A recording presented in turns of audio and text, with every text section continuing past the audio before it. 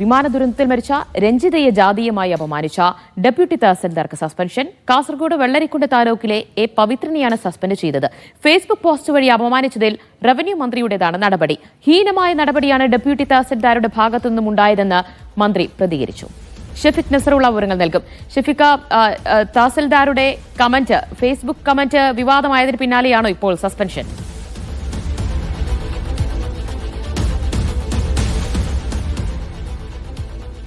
ഇന്നലെ വിമാന ദുരന്തത്തിൽ മരിച്ച മലയാളിയായ രഞ്ജിതയെ ജാതീയമായി അധിക്ഷേപിച്ച് ഫേസ്ബുക്കിൽ പോസ്റ്റ് ചെയ്തതിനാണ് ഇപ്പോൾ കാസർഗോഡ് വെള്ളരിക്കുണ്ട് തഹസിൽദാർ പവിത്രനെതിരെ നടപടി ഉണ്ടായിരിക്കുന്നത്. ഇന്നലെ ഫേസ്ബുക്ക് പോസ്റ്റിൽ അനുശോചന കുറിപ്പിന് താഴെയാണ് ജാതീയമായി അധിക്ഷേപമുണ്ടായത്. ആ അധിക്ഷേപത്തിന് പിന്നാലെ തന്നെ അശ്ലീല പരാമർശവും നടത്തിയിരുന്നു.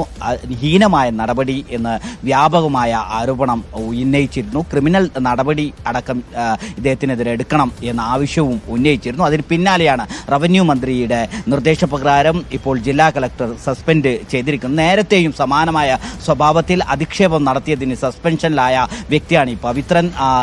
കാഞ്ഞങ്ങാട് MLA മുൻ റവന്യൂ വകുപ്പ് മന്ത്രിയുമായ ഇ ചന്ദ്രശേഖരനെ ജാതീയമായി അധിക്ഷേപിച്ചതിനായിരുന്നു അന്ന് സസ്പെൻഷൻ ലഭിച്ചിരുന്നത്. ഇപ്പോൾ വിമാന ദുരന്തത്തിൽ മരിച്ച രഞ്ജിതയെ ജാതീയമായി അധിക്ഷേപിച്ചുകൊണ്ട് അദ്ദേഹം ഫേസ്ബുക്കിൽ കുറിപ്പ് രേഖപ്പെടുത്തുന്നു. അതിന് പിന്നാലെ തന്നെ അശ്ലീല പരാമർശവും നടത്തുന്നു. രഞ്ജിതയുടെ മരണവുമായി ബന്ധപ്പെട്ട് നടത്തിയ അനുശോചന കുറിപ്പിന് താഴെയാണ് ഇങ്ങനെ ഒരു കുറിപ്പ് ഈ പവിത്രൻ ഇടുന്നത്.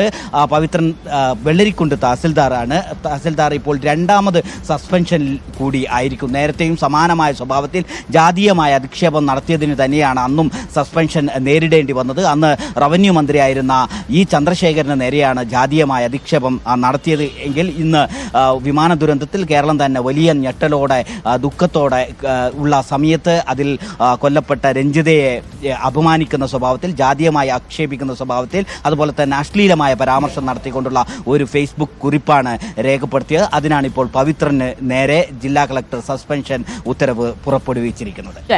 ഷെഫിക് നസറുള്ളയാണ്